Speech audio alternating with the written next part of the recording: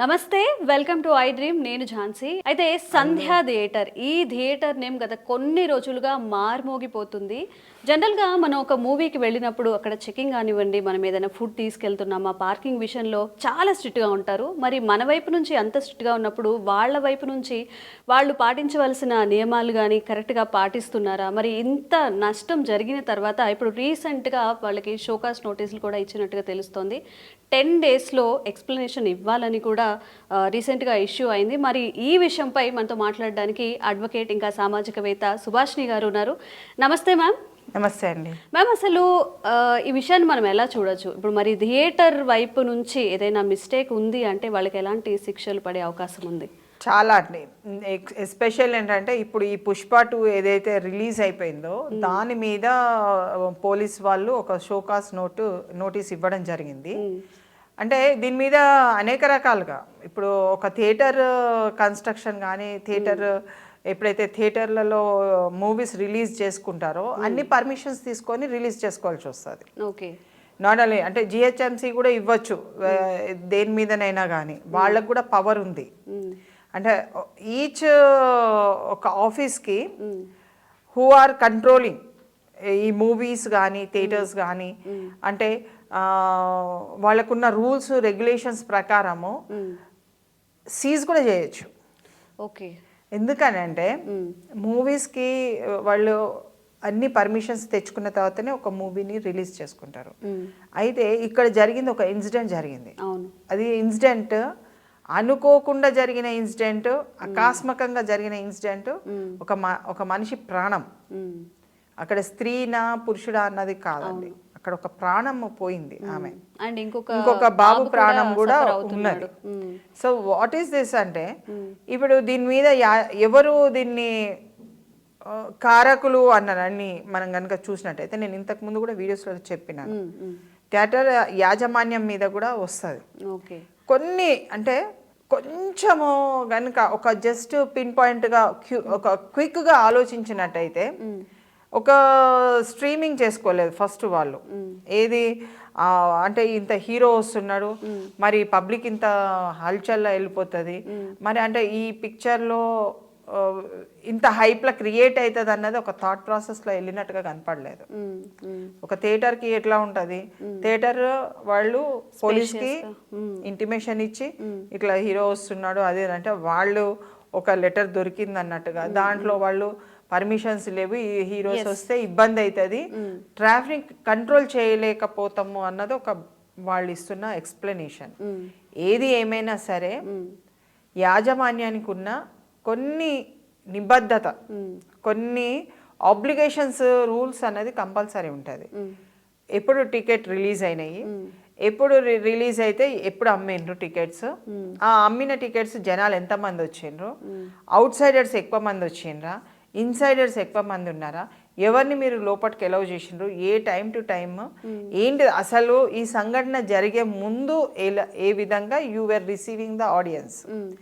అంటే థియేటర్ ఆడియన్స్ని రిసీవ్ చేసుకుంటారు, ఎవరైతే కొనుగోలు చేసిండ్రో వాళ్ళు మాత్రమే లోపలికి వచ్చిండ్రా, బయట వాళ్ళు కూడా వచ్చిండ్రా, అది చాలా ఇంపార్టెంట్. సో వాళ్ళు ఇచ్చిన కొన్ని నార్మ్స్ ఏదైతే ఉన్నాయో దీనికి గల కారణాలని మీరు ఎక్స్ప్లెయిన్ చేయాలి, లేకుంటే మీది సీజ్ అయిపోతుంది అన్నట్టుగా అది ఎట్లా కనబడుతుంది. అది అంటే థియేటర్ జోక్గా తీసుకోవద్దండి, ఇది దిస్ ఈస్ వెరీ సీరియస్. ఒక షోకాస్ నోటీస్ వచ్చిందని అంటే they have to explain through there advocate, లీగల్గా వాళ్ళు ఎక్స్ప్లెయిన్ చేయాలి. అది కూడా చాలా జెన్యూనిటీ కనపడాలి, న్యాచురల్గా ఉండాలి. అంటే ఏదో వంక పెట్టుకొని తప్పుదారి పట్టించినట్టుగా ఎక్కడ కూడా కనబడద్దు. ఆ లోపల జరిగిన విజువల్స్ కానివ్వండి, in everything can be submitted for the వాళ్ళు ఇచ్చిన నోటీస్కి. యాజమాన్యము, థియేటర్ యాజమాన్యము తప్పకుండా బాధ్యత వహించాలి. వాళ్ళు వహించాలంటే కూడా కుదరదు, తప్పించుకుంటానంటే కూడా కుదరదు ఇందులో. ఎందుకంటే వాళ్ళ థియేటర్ వాళ్ళకి ఇంపార్టెంట్ కాబట్టి డెఫినెట్గా they have to oblige to the rules of the show cause notice. So దీని వలన మనకు భవిష్యత్తులో తెలిసే పరిణామం ఏంటంటే చిన్న తప్పుకు పెద్ద పనిష్మెంట్. కాబట్టి తప్పు చెయ్యకుండా ఉండడమే మంచిది అన్నది ఆలోచించుకోవాలి. సో ఇప్పుడు థియేటర్ అసలు క్లోజ్ చేసే ఛాన్సెస్ ఉన్నాయా? ఇప్పుడు వీళ్ళే అక్యూజ్డ్ అని ఒకవేళ ప్రూవ్ అయితే థియేటర్ క్లోజింగ్కి దాని షరతులు ఏవైతే నామ్స్ ఉంటాయో దాని నామ్స్ని కనుక వైలేట్ చేసినట్టయితే థియేటర్ క్లోజ్ అవుతుంది. నామ్స్ అంటే వాళ్ళు అంటే పరిశీలించాలి, అక్కడ ఇన్వెస్టిగేషన్ చేసి వీళ్ళు అంత తప్పు చేసిండ్రు కాబట్టి దీంట్లో ఏవి కూడా అనుకూలతగా అంటే ఒక థియేటర్ అంటే మనకు సినిమా యాక్ట్ ప్రకారము కొన్ని నామ్స్ ఉంటాయి. ఆ నామ్స్లలో ఫైర్ వర్క్స్ కరెక్ట్గా ఉందా, కొంతమంది కొన్ని హాస్పిటల్స్ ఉంటాయి ఫైర్ వర్క్స్ ఏది పర్మిషన్స్ లేకుండానే బిల్డింగ్లు కట్టేస్తుంటారు, రెస్టారెంట్స్ కానివ్వండి మామూలుగా మాల్స్లల్లో కానీ కొన్ని పర్మిషన్స్ 1 year అయిపోతుంటే కూడా రేపు కట్టుకోవచ్చులే మన వాళ్ళే ఉన్నారు, ఆఫీసెస్ మన వాళ్ళే ఉన్నారని కట్టే అతను కూడా కట్టాడు, పని అంటే అక్కడ ఉన్న వర్కర్స్ కూడా ఇస్తే ఒక రోజు కొన్నిసార్లు కట్టరు, వాళ్ళకు కూడా చాలా పడిపోతాయి చాలాన్స్, హైలో పడతాయి.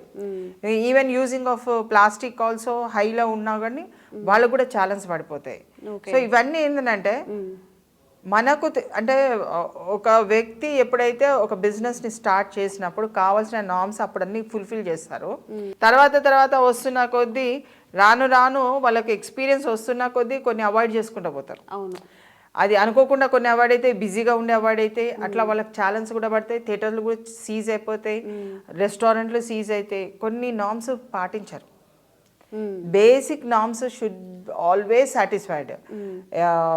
ఫుడ్ డ్రింక్స్ కానివ్వండి, బాత్రూమ్స్ క్లీనింగ్ కానివ్వండి, వాష్రూమ్స్ కానీ ఏవైనా కానీ, థియేటర్ క్లీనింగ్ కానివ్వండి, వాయిస్ అంటే మనకు వాయిస్ కూడా సరిగ్గా వినబడాలి. అక్కడ పర్సన్ ఒక స్థలానికి ఒక పర్సన్ కూర్చునే స్థలము ఎంత, పక్క పర్సన్ కూర్చునే స్థలం ఎంత, ఎవ్రీథింగ్ ఈజ్ డిసైడ్ ఒక్కొక్క ప్లేస్ టు ప్లేస్. సో అన్నీ కంపాక్ట్గా at the most customer is important. Person వెళ్ళిన person he should feel very అంటే ఎంటర్టైన్మెంట్లో ఉన్న భాగాన్ని అతను అనుభవించాలి.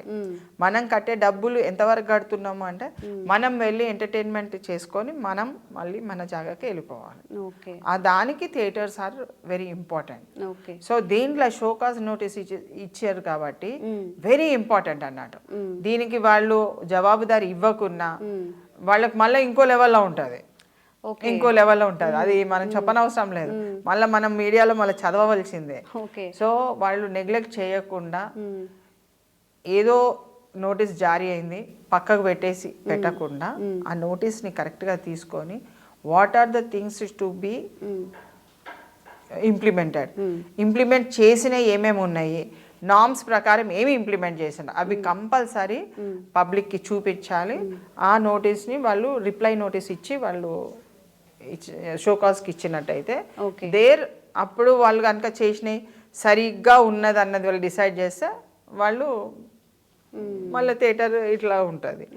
లేకుంటే దాంట్లో మీరు ఇవన్నీ ఉల్లంఘించిండ్రు అంటే థియేటర్ యజమానుల అంటే మీకున్న అర్హతలు మీరు ఉపయోగించుకోలేదు, వయలేషన్ ఆఫ్ యువర్ డ్యూటీస్ అన్నది దాని కిందకి వస్తుంది.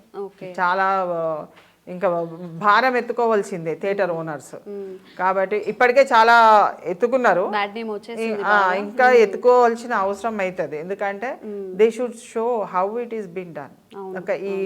ఒక యాక్ట్, క్రిమినల్ యాక్ట్ ఎట్లా జరిగింది అన్నది చూపించాలి వాళ్ళు. అది సరిగ్గా చూపించగలిగితేనే వాళ్ళు అక్కడ బతికిపోయినట్టు.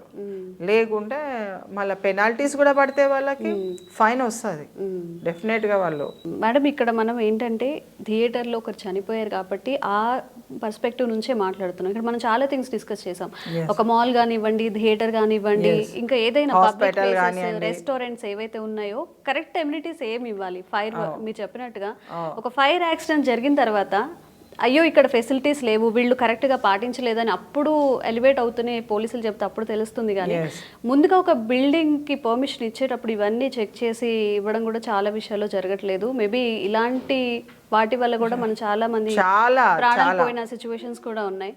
సో మీరు చెప్పినట్టుగా రూల్స్ స్ట్రిక్ట్ గా ఉండాలి, అలాగే ఇట్లాంటి ప్రాణ నష్టం మనం మళ్ళీ భర్తీ చేయలేము. ఒకటండి, పబ్లిక్ కట్టేటప్పుడు ఎందుకు ఇక్కడ మనం మాట్లాడలేకపోతున్నామని అంటే ఒకవేళ పర్మిషన్స్ తీసుకోకుండా కట్టే వ్యక్తుల యొక్క స్వభావము, నా ఇల్లు నేను కట్టుకుంటే ఎవడు నన్నేం చేస్తాడు, ఎవడొచ్చిన ఏం చేస్తాడు అన్న వర్డ్స్ యూజ్ చేస్తుంటారు.